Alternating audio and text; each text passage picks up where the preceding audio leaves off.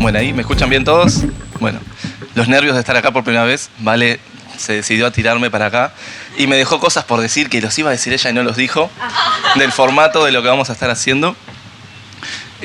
Como va a ser una conversación en la que todos queremos y esperamos que participen para hacerlo más rico, a medida que se abra después el micro de las preguntas que tenemos, vamos a pedirles la colaboración de que la persona que hable sea aquella que tenga el micrófono. Vamos a tratar de tener dos, uno activo y el otro en espera, para así, por dos cosas. Primero, para que los oradores puedan responder todas las preguntas, para que las chicas de Ubuntu puedan también ir haciendo el proceso de traducción en lengua de señas, y que todos podamos disfrutar de la experiencia de compartir lo que nos está pasando y lo que produjo esta pieza.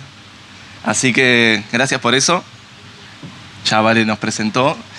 Y un poco vayan viendo qué les generó esto también. A mí me tocó muy de cerca. Tuve cierta participación con el colectivo cuando era en la infancia, y reencontrarme con Nico y con Leo ahora, y el mensaje que están buscando dar fue súper potente. Así que por mi parte, gracias. Eso es fantástico.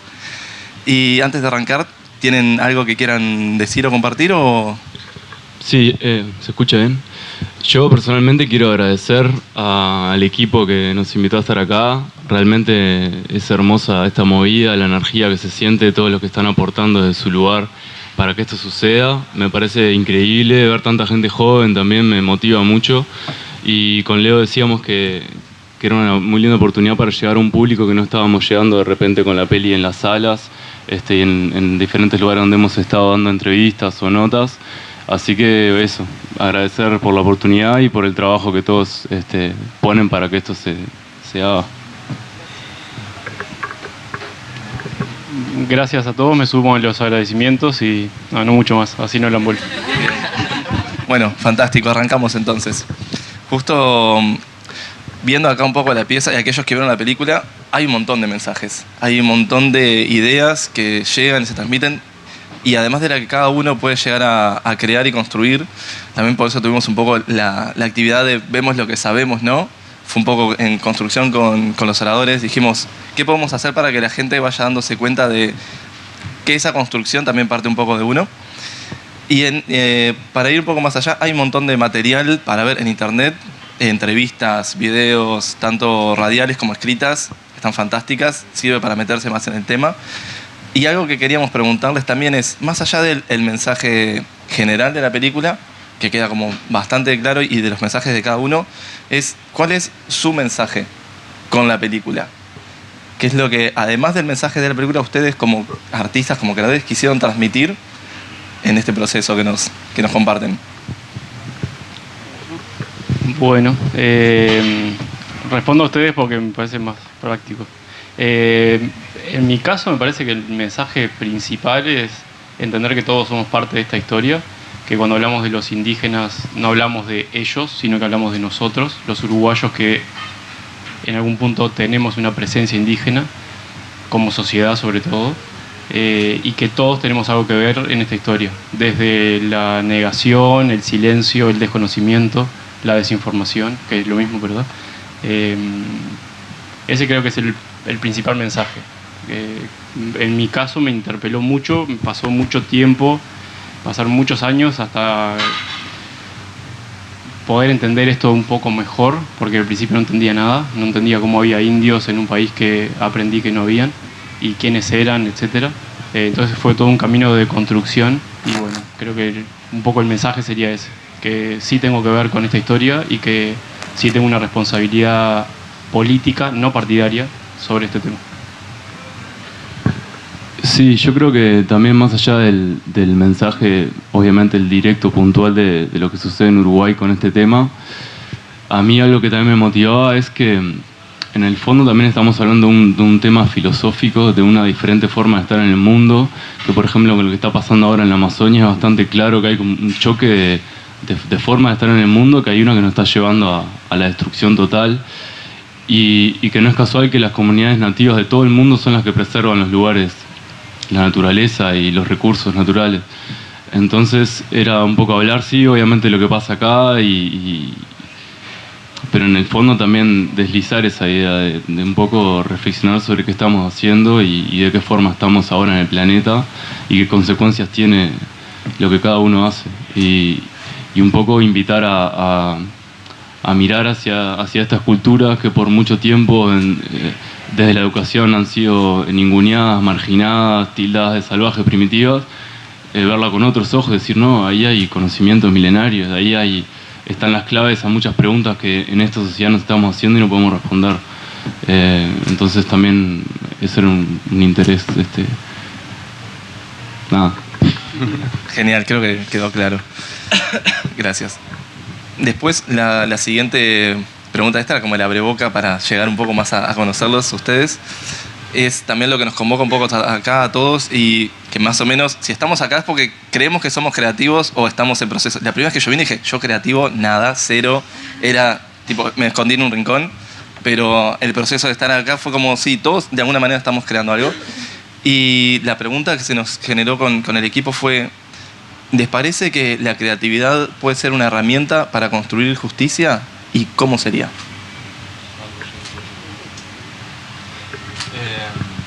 Sí, sin duda, para mí que sí, porque, por ejemplo, en la película nos da una chance de hablar de ciertos temas de una forma que es masiva, o sea que podemos llegar a muchas personas, de una forma atractiva visualmente y sonoramente, ¿no? Que sea una experiencia disfrutable, pero que a la vez se estén diciendo cosas. Creo que a veces de esa forma se puede llegar de una manera más efectiva que con discursos o con Mónica mismo. Mónica es la protagonista, una de las protagonistas del documental, nos decía, hay un antes y un después de la película para nuestra lucha, porque ahí se resume lo que nosotros podemos hacer en un montón de marchas o en un montón y que de repente no logramos llegar a mucha gente. Entonces yo creo que desde ahí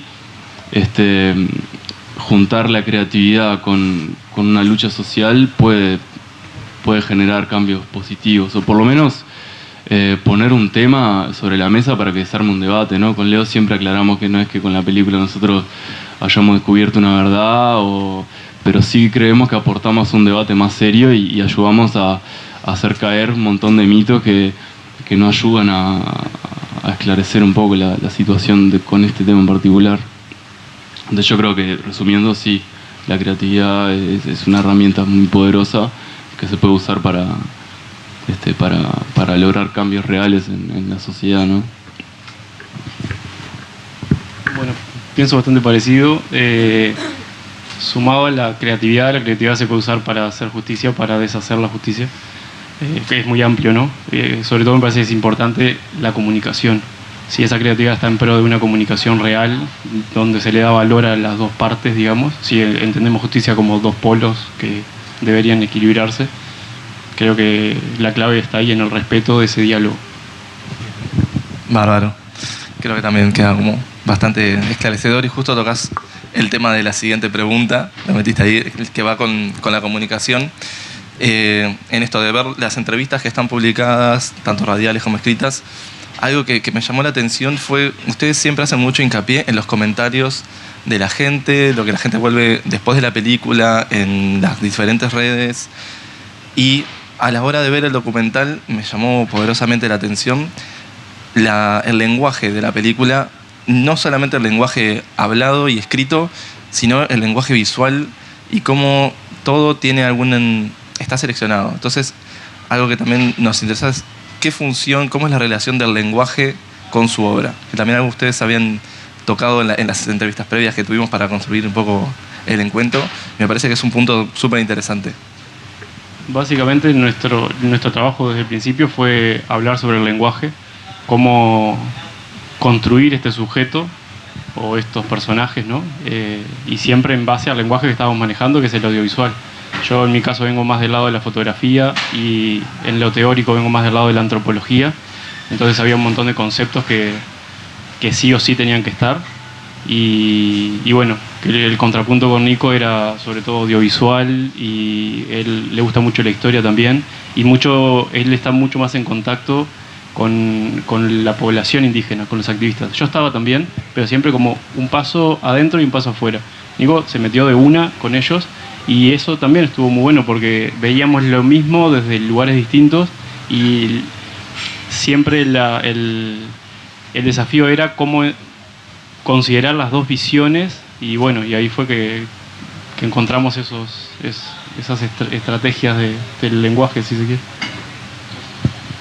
No, algo que también está bueno comentar es que con Leo tuvimos un montón, miles de horas de reuniones pensando cómo íbamos a contar las cosas, de qué forma y tal escena, no, pero fíjate que habría que mostrar. Entonces todas esas reuniones y ese laburo que le metimos también logramos de repente esa claridad o que cada cosa tenga un lugar porque hubo mucho pienso atrás, ¿no? Y cada cosa que íbamos a filmar la habíamos pensado tanto que si bien era documental como que ya sabíamos a qué íbamos, ¿viste? Dejábamos poco al azar. Si bien obviamente estábamos abiertos a lo que sucedía porque el documental también te exige tener esa cintura para poder acomodarte según la situación, pero le pusimos mucho pienso como a lo que queríamos decir, de qué manera, qué íbamos a contrastar, bueno, que estuvieran claros los tres personajes, Mónica, Roberta, la sociedad uruguaya también, y bueno, me parece que... Algo también que compartimos es que los dos tenemos formación en semiótica, o sea, los dos estudiamos comunicación, yo comunicación visual en fotografía y él en audiovisual, y creo que eso facilitó mucho a considerar las metáforas que usábamos, como que ya estaba, ya de punto de partida ya entendíamos un montón de cosas que nunca las hablamos, pero los dos sabíamos de cómo funciona un signo, digamos, y cómo se construye un sentido. Entonces eso ayudó mucho, me parece. No, y una cosa más, y también creo que la sensibilidad es fundamental, la capacidad de interpretar, de identificar qué es lo que querés decir, por qué eso es importante, también tener a ver, era muy fina la línea entre exponer mucho a esta población y en una sociedad que no estaba preparada para recibir ese mensaje y de repente caer en el ridículo sin querer.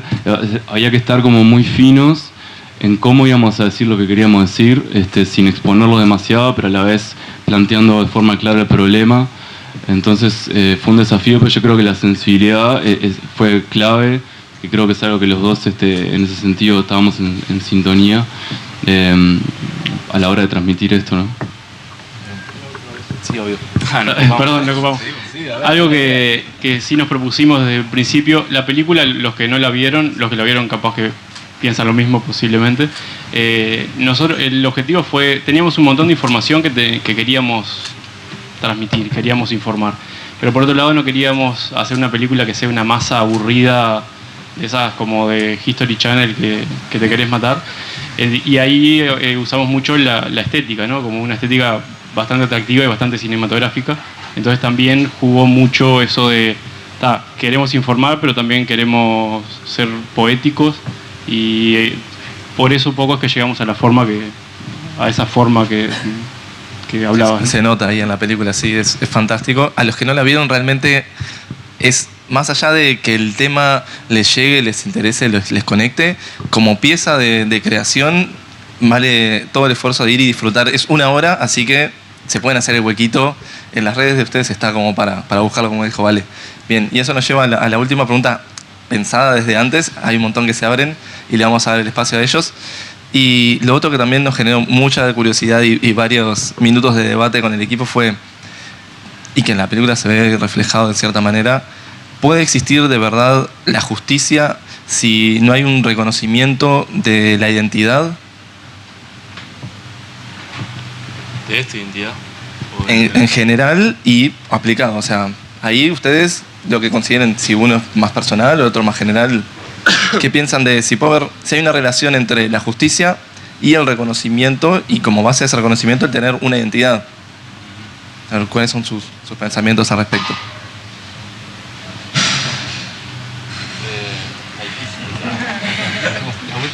La última les damos así. A ver si entiendo bien por dónde. Bien. A ver, yo creo que esta lucha y estos reclamos parten del propio reconocimiento de una identidad, de que ellos se reconocen y se identifican con una identidad que en este caso es negada. No hablando de esta identidad en puntual, pero se aplica a otras. Entonces, a partir de ese reconocimiento, está ese reclamo que llevaría, si se cumple, como a que se haga justicia. Si esa identidad no se reconoce, no hay conflicto, entonces tampoco hay, o por lo menos es como que queda en un plano que no está pasando nada, no hay un conflicto. Igualmente la injusticia sigue estando, porque no es que sigue estando porque el problema no está siendo visible. Pero quiero decir, empoderarse y identificarse es lo que lleva a que los procesos se activen también, en este caso, que buscan en definitiva que se haga justicia. Porque cuando ellos están reclamando el reconocimiento, sus derechos, que la historia se cuente con todas las cosas que pasaron y no se cuentan, están hablando de la justicia. Y ligados a esa identidad de la que ellos se apropian, ¿no? No sé si contesto algo por ahí, pero es lo que a mí me genera como yo lo veo.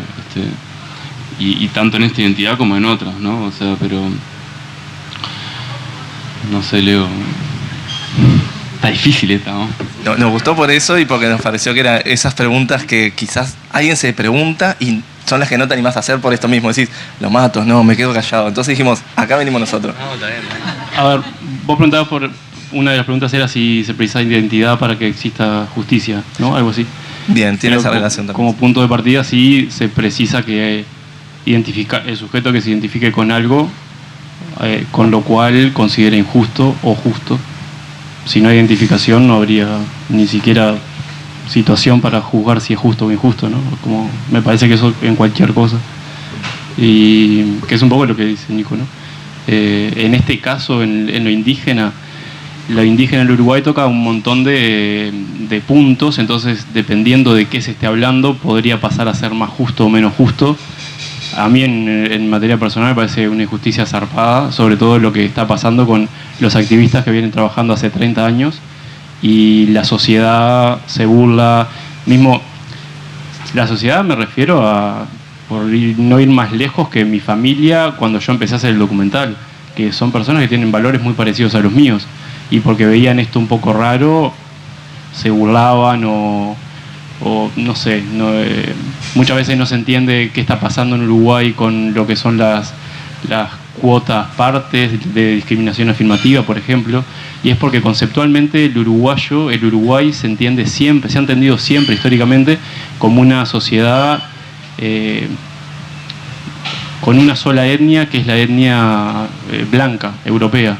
Y hace muy pocos años, recién hará unos 10 años, un poquito más, se empezó a hablar de un multiculturalismo, y al hablar de que existen distintas etnias, las problemáticas de cada etnia y las formas de entender el mundo son distintas. Entonces ahí creo que hay mucha injusticia en general en el Uruguay. Creo que me fui un poco, pero no sé.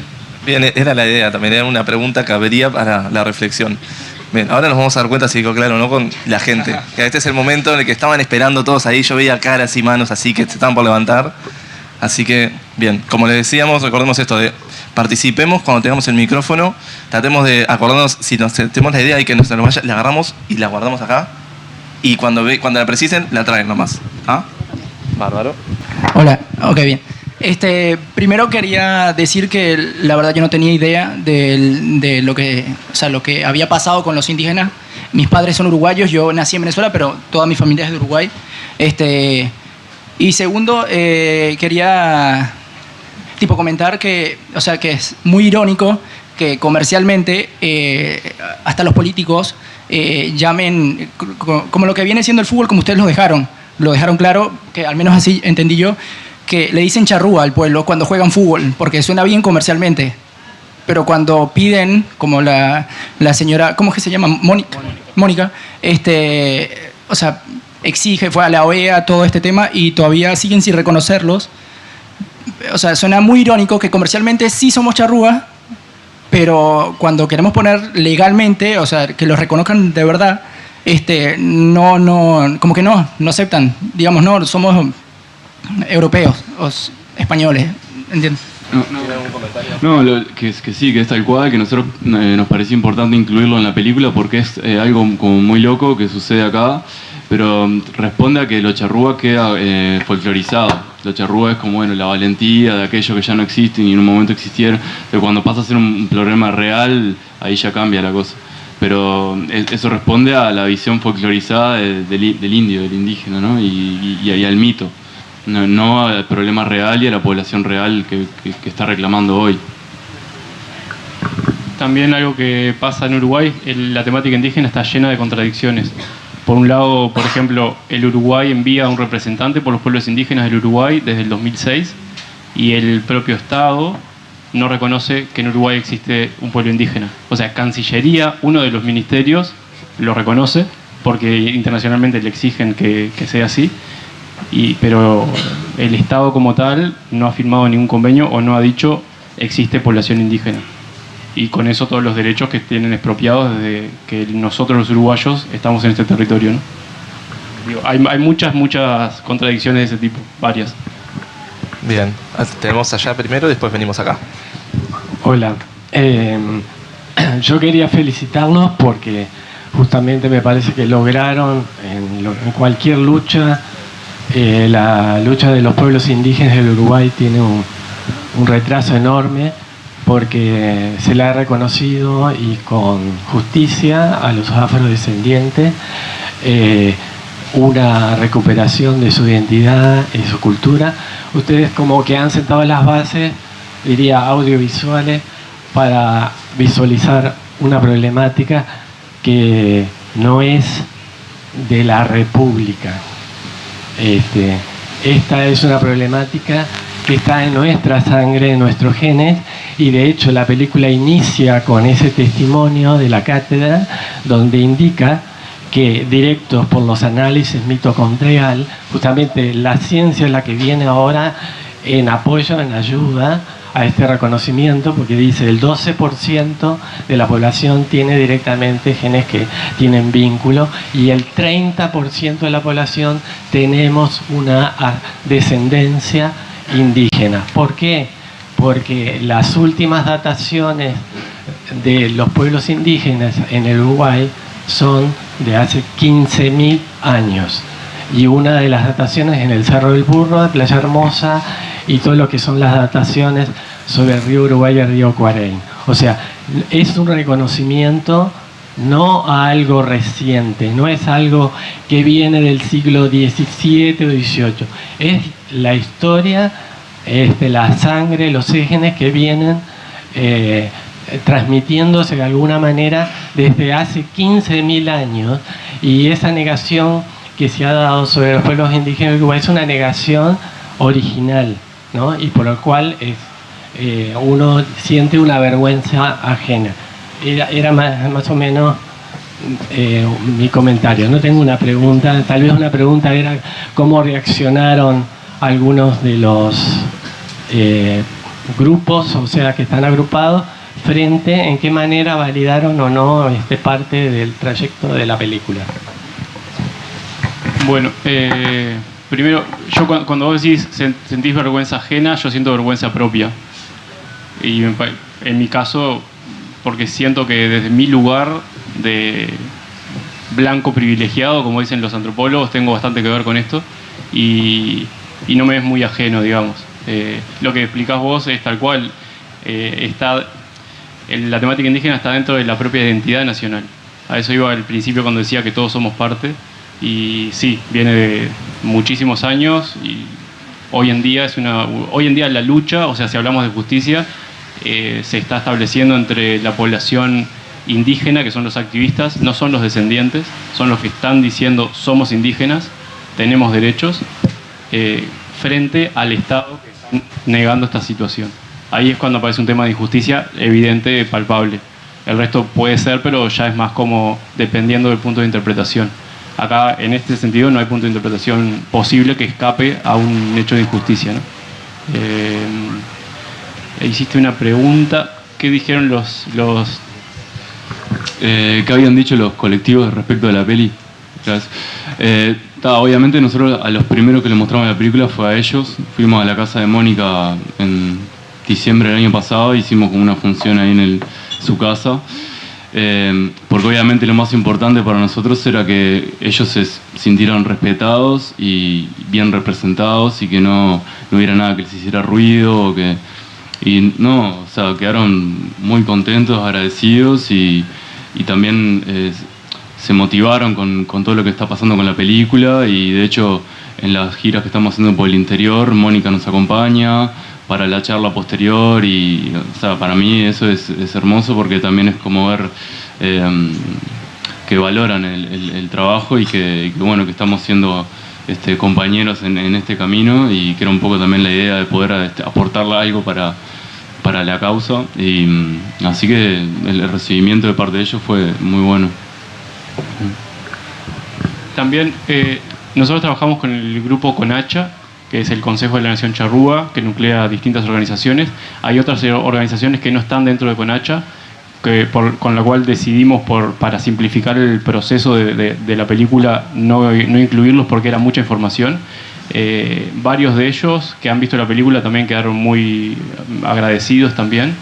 En algún punto están muy agradecidos porque lo que nos propusimos fue establecer un diálogo entre las dos visiones, ¿no? O sea, lo que pasa muchas veces con el movimiento indígena, que los activistas que cuando hablan no se terminan de entender mucho porque justamente no usan todas las herramientas que nosotros dijimos, no, para que se entienda tenemos que decir esto y esto. Y además como no estamos adentro, nuestra mirada en algún punto es imparcial. No es imparcial porque sabemos claramente que estamos, o sea, avalamos lo que dicen ellos, pero sí intentamos generar un diálogo de respeto y como... Entonces están muy agradecidos en general. Bien, vamos acá entonces. Bueno, yo soy venezolana y no tenía idea de toda la situación indígena acá. Cuando llegué a Uruguay, para mí siempre conocí o sabía que era un pueblo indígena, charrúa, porque así lo conocía. Y así como en Venezuela hubo una colonización europea, española, etcétera. Pero jamás imaginé tipo todo el trasfondo, nunca me lo dijeron, nunca me contaron. Entonces, claro, al ver la película para mí fue tipo súper impactante. De hecho, no entendía el título, era como Sin Indios, un país sin indios. No entendía por qué el nombre. Pero claro, me impactó muchísimo ver la película y toda la situación, o sea, fue como... No tenía conocimiento de eso y como me impactó mucho, me encantó. Que se esté luchando y defendiendo toda la cultura y el patrimonio de Uruguay como nación. Digo, porque si no seríamos más que europeos y no es así. Yo quiero decir algo respecto a eso que también tiene que ver con el tema de la justicia, que es algo personal que pienso, ¿no? Pero que un montón de cosas que están sucediendo en el mundo, yo creo que no es que... hay mucha gente que desconoce cosas que pasan, ¿no? Y no es que esté de acuerdo con lo que está sucediendo, pero es simplemente que no le llegó la información y capaz que una vez que esa información le llega, sí activa o se junta con otros o pasa algo, pero para que eso pase tiene que llegar, por ejemplo, en estos días con lo de la Amazonia que se prendió fuego 15 días, ningún medio internacional lo estaba cubriendo y nosotros no sabíamos que eso estaba pasando. Y cuando empezó a salir, también se empezó a activar procesos, la gente se quiso juntar. Hoy hay una juntada en la Embajada de Brasil a las 5 de la tarde, estaría bueno que todos estemos ahí. Entonces me parece importante porque, como ella dice, ella no conocía y a través de la peli le llegó esa información. Entonces, para que se haga justicia también tienen que decirse las cosas, ¿no? A eso iba. Nada, me parece que como que ella me dio el pie para eso. Fantástico. Tenemos allá. ¿Les parece decir su nombre además? Pues ya que somos una comunidad, conozcámonos. Tipo, al caballero, ahora se me perdió, pero lo he visto 1000 veces y sí, yo me olvido los nombres enseguida, pero presentémonos. Ariel, ahí va. Bien, todo tuyo. Bueno, mi nombre es Agustín. Tengo, la verdad, que un montón de cosas sonando en la cabeza y eso que no vi la peli todavía, pero voy a tratar de bajar algo de todo lo que vengo pensando en este rato, conversando así entre todos. Me parece más importante que nunca hoy por hoy en este mundo globalizado aceptar la diversidad. Capaz que hace, no sé, 700, 800 años permanecer segregados era algo un poco más fácil. Hoy que vamos y venimos alrededor de todo el globo y hay inmigrantes, somos inmigrantes, y no aceptar lo que tenemos rodeándonos hace siglos es como bastante triste y contraproducente. Algo que veo, más bien escucho que está pasando mucho, por lo menos en Montevideo, que seguro se vivió al revés, capaz que por el 2000, 2002, es que hablamos de nosotros y de los inmigrantes como cosas separadas y que merecemos cosas distintas en nuestra sociedad. Y si no aceptamos la diversidad que tenemos y nos entendemos entre nosotros, mucho menos vamos a poder convivir cómodos con los que van viniendo y nosotros yendo. Y es necesario cambiar eso ya, porque vamos a seguir circulando, porque aceptamos que vengan y vayan productos, cosas comerciables, y no podemos aceptar nosotros humanos que compartimos todo, nos comunicamos, prestamos casa, prestamos lugar, compartimos la vía pública, y si se pueden entender entre las grandes empresas que son básicamente conceptos, tenemos que poder entendernos entre nosotros, que nos miramos a los ojos, que conversamos, que compartimos una taza, que compartimos una plaza, un trabajo. Nada, eso. Gracias. ¿Tiene algo para decir? Yo, una sola cosa que me sonó un poco fuerte. Las empresas son conceptos, las personas somos conceptos también, pero mucho más complejos, me parece. Y por eso es que justamente nos cuesta tanto. Una empresa es un concepto bastante más simplificado, para mí, ¿no? Pero nada, es una opinión nomás. Igual, nada, además lo que dijiste. Gracias. Bárbaro, sí, tiene bastante sentido. Bien. Vivian es mi nombre, Carolina. Vivian. Hola a todos. Recién cuando Ariel dijo de la vergüenza ajena, yo enseguida pensé, no, vergüenza propia, que fue lo que dijiste vos. En ese sentido, creo que como todo que queremos que las nuevas generaciones adopten, lo vamos a tener que activar entre nosotros. Y creo que hay un eje fundamental, que es la educación, que está en discusión, que está en permanente cambio, si Dios quiere. ¿Qué escucharon cuando hicieron las entrevistas, si las hicieron? Yo veo que no vi la película todavía, pero en el tráiler vi que Tabaré habla, que Sanguinetti habla. ¿Escucharon algo a nivel de política de introducir esto en la historia como un hecho, los números estos que estamos manejando ahora como un hecho real? Porque yo en la escuela no existen, los mataron a todos, y esa es toda la información que tenemos, que es tan fuerte como lo que estamos diciendo. Y sería bueno que algún profesor de historia o alguna eminencia esté trabajando esto. ¿Conocen de alguna experiencia de este tipo? Porque en general se desconoce y se quiere seguir desconociendo, o eso es la idea que uno tiene. Bueno, ahí cuando hablamos de educación, empezamos de la educación superior, por ejemplo, lo que es UDELAR, el Departamento de Antropología o de Historia, tienen muy poco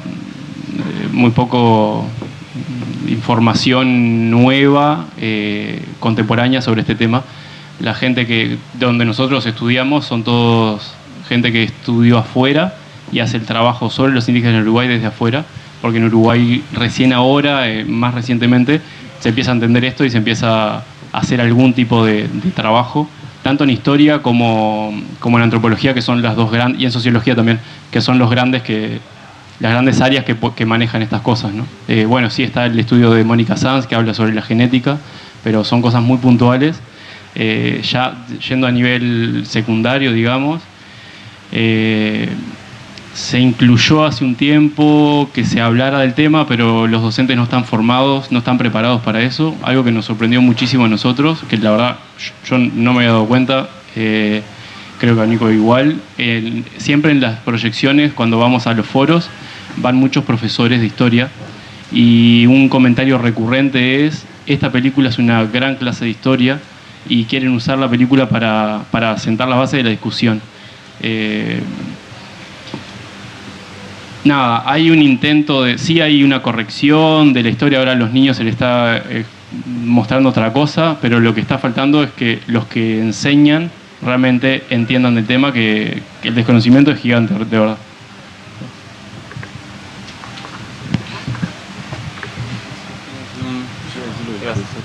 ¿Está pronto ahí? Hola. Bárbaro. Hola, Además. mi nombre es Ana, yo soy de Venezuela y lo que quería comentar era que me encantó la película porque pude conocer su historia, que no tenía ni idea de lo que había pasado. Y lo otro que quería acotar era, o sea, la importancia de los pueblos indígenas para la preservación del medio ambiente, que lo comentaron ahí en la película. Por ejemplo, en Venezuela hay una reserva natural muy grande que se llama la Gran Sabana y ahí hay asentamientos indígenas. ¿Qué pasa? El gobierno se acabó todo y ahora ¿qué están haciendo? Están explotando la selva, están deforestando todo para sacar oro. Y los pemones, que son los que viven ahí indígenas, están como que luchando a capa y espada para que no tumben los árboles, para que no acaben, porque están explotando todo. Y sería bueno que trabajos como este puedan pasar fronteras y que se haga eco de lo que está pasando, porque están acabando con la selva y con el pueblo, porque ellos van a defender la naturaleza hasta morir. Y es lo que está pasando. Y bueno, por eso me encantó. Sí, a mí cuando empecé a investigar y leer sobre este tema y a comprometerme con el tema, también hice un proceso yo mismo de descolonizar mi mente y empezar a ver las cosas de otra forma y entender que eso que decís vos pasa en Venezuela, pasa con los mapuches en Chile y en Argentina, pasa con los Sioux en Dakota, en Estados Unidos. O sea, en todo el continente los pueblos indígenas están en la línea de batalla defendiendo los recursos. Y yo creo que es necesario que nosotros tomemos conciencia y decidamos, bueno, de qué lado vamos a estar. Porque ya estamos en un punto que no se puede ser neutral, tibio, ¿no? Bueno, no sé, eso pasa allá lejos. Porque las fronteras son inventos y si se quema la Amazonia te va a afectar a vos y a mí y a todos los que estamos vivos en este planeta. Entonces es como hay que hacer un cambio de mentalidad y tomar postura. Yo creo que van cambiando las formas, pero el saqueo es el mismo y los originarios en ningún modelo... Todo modelo los arrasa, ya sea de la conquista, ya sea las multinacionales hoy en día. Ellos siempre están en pie de batalla defendiendo su tierra. Y yo creo que igualmente no es solo un tema medioambiental, que sí es fundamental, pero es un tema, por eso decía hoy, como de la filosofía de vida. Porque las comunidades indígenas no es solamente el territorio por el territorio en sí, sino por la conexión con ese territorio, la vida en comunidad, el respeto a los ancianos, el valor de la palabra, el desarrollo de la espiritualidad. Creo que hay un montón de claves que nosotros en esta sociedad moderna hemos dejado por el camino, nos hemos metido de lleno en el consumismo y bueno, es como hay que ir para atrás porque ya vimos que por este camino no hay mucha esperanza. Entonces, me parece que el tema indígena, o sea, un poco con la película lo queríamos deslizar también de que no es algo local, sino que está bueno tomar conciencia de que es una lucha global y que a todos nos toca. O sea, no es una lucha de ellos, que están defendiendo la tierra para ellos. Ellos están defendiendo la tierra, pero también están haciendo un beneficio a la humanidad al defender la tierra, ¿no?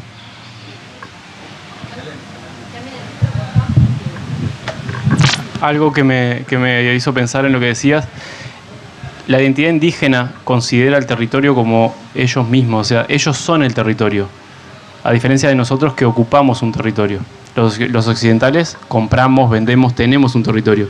Ellos son el territorio y eso explica por qué siempre van a estar hasta su muerte cuidando de ese territorio, porque son ellos mismos, ¿sí?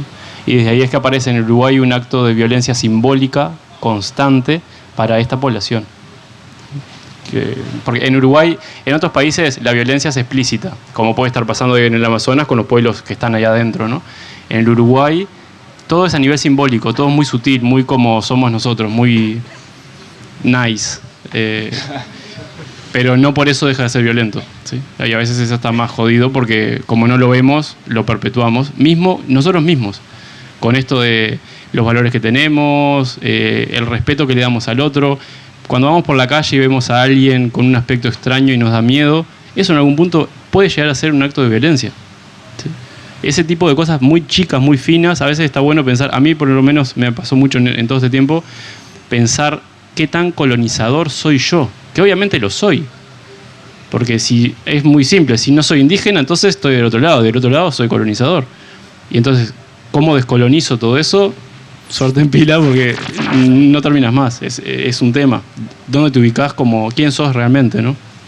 Que es un poco lo que dice Nico de volver. Igualmente, este pesa más. Igualmente creo que es muy sano, por lo menos, plantearse ese proceso de descolonizar la mente y la mirada crítica. Yo creo que lo que es fundamental es la mirada crítica y el tomar conciencia de uno mismo, primero uno mismo. Y decir, bueno, ¿dónde estoy parado en este mundo? ¿Qué hago? ¿Por qué hago lo que hago? Y no estar como un autómata yendo para adelante sin ser consciente de lo que estaba haciendo. Eso creo que sea un punto de partida básico para empezar a pensar todas estas cosas, ¿no? Yo creo que la temática indígena en el Uruguay, en cualquier lado, pero en el Uruguay sobre todo por cómo se dio en la historia, para mí es una herramienta súper interesante para desarrollar la capacidad crítica de comprender las cosas, porque no te puedes quedar con una sola verdad. Depende de cómo estés mirando la cosa, es la verdad que vas a encontrar, y realmente es muy, muy rica. Así que al que le interesa como el pensamiento crítico, el pensar sobre la temática indígena en el Uruguay o estudiar sobre eso es como un camino de ida. Está buenísimo. Hola, buenas, soy Rafa, mucho gusto. Esto es una pregunta capaz más para Soto. Trabajamos juntos varios años en una ONG que lo que buscaba era superar la pobreza extrema. Mi pregunta es, ¿cómo sentís que influyeron esos años de voluntariado en el proyecto? O sea, en el arranque del proyecto, en el desarrollo del proyecto, ¿qué cosas viste que capaz tienen en común las dos poblaciones? Tema libre. Buenísima la pregunta, me encanta. Por un lado, lo que hablaba de la sensibilidad, yo creo que esas experiencias sin duda que me fueron moldeando a mí, fueron desarrollando esa sensibilidad de querer hacer algo por el otro o no vivir solo para mí. Eso es algo que de chico siempre lo sentí y laburé para que eso creciera, y en esa ONG fue un espacio donde pude laburarlo y madurar. Y respecto al tema, bueno, con el trabajo que hacíamos nosotros pude conocer un montón de asentamientos, sobre todo en Montevideo, y la población indígena está ahí, muy presente ahí. Está presente ahí, está presente en las cárceles, está presente en los sectores de servicio de la sociedad, y como la población afro, ¿no?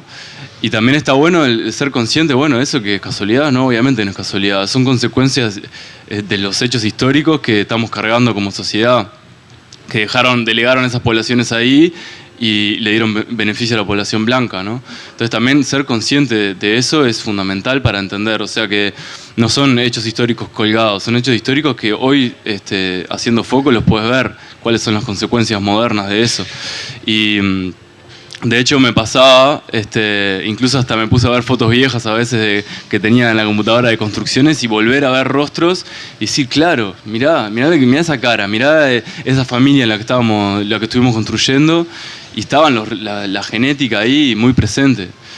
Más allá de que el tema indígena no es solamente un tema genético de los rasgos, sin duda que los rasgos están muy presentes en la periferia, bueno, del Río Negro para arriba también, pero respecto a esa pregunta, sí, como que volví me vinieron rostros a la mente de nuevo y pude linkear esas realidades, que en ese momento estaba ahí y no lo veía.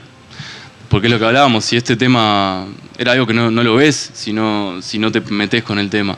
Y en ese momento yo, por ejemplo, ni se me pasaba por la cabeza que yo estaba compartiendo con alguien que venía de esta historia. Pero ahora que como que con el cambio de mirada también se resignifican un montón de cosas. Así que bueno, eso. Si bien la pregunta era para él, algo que dice él está bueno, nada, que me hizo pensar. La población indígena hoy en día en el Uruguay, algo que tienen en común es una memoria, que es una memoria de marginalidad. Es súper importante entender eso. No es solamente como algo poético, ay, tengo sangre, siento. No, tengo una historia que es una historia marginal. Una historia de que mis bisabuelos estaban en una estancia como peones, cocineros, en servicios, o sea, descienden de ese genocidio. Y luego el genocidio fue, ubicate más o menos donde puedas, pero no molestes mucho, no te reproduzcas de la misma manera que eras, porque no estaba bueno. Ubicate donde puedas. Sí, quédate acá. Y esa es la historia que hoy es el presente, ¿no? O sea, eso es lo que hace al presente. Y es lo que comparten realmente lo que tienen en común los activistas, o los grupos, ¿no?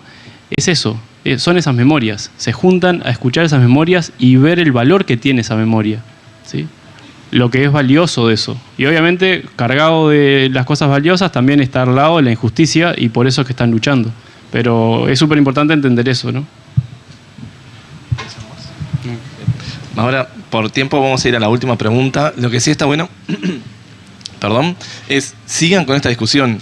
Allá queda una pregunta colgada. Agarren a alguien que no conozcan o que conozcan y siéntense y háblenlo. Porque capaz que ellos no sé si van a estar a la vuelta, si los pueden agarrar, agárrenlos. Seguramente se van a dejar a menos que tengan que salir corriendo. Pero hay respuestas a veces en la gente que está al lado nuestro y nosotros podemos tener una respuesta para ello. Entonces, aprovechen. Cuando salgan de acá, no salgamos corriendo a menos que tengamos que hacerlo. Y aprovechemos que tenemos este contacto, que es un poco lo que busca la película también. Volver a encontrarnos en ese conocimiento que está dentro nuestro y hacerlo presente y salir de cambiar la cabeza, ¿no? Bueno, vamos a la última pregunta entonces. Bueno, mi nombre es Lau y hace años estoy como interesada en la movilización esta de la temática indígena y sabía del CONACHA y cuando salió el documental y las entradas en Cinemateca dije, no puedo creer que alguien lo llevó a la realidad y me puso muy feliz como para que la gente, me parece que un pueblo sin memoria está condenado a repetir sus heridas y me parecía como muy importante que la gente se informara como ellos que no sabían lo que había pasado y me parece que el hecho de hablarlo hace que la gente lo sepa y lo reconozca. Y algo que me llamó mucho la atención de la película y me puso muy triste es la parte de Mónica cuando la familia no le quería decir que tenía ascendencia indígena para que no la discriminaran en la escuela.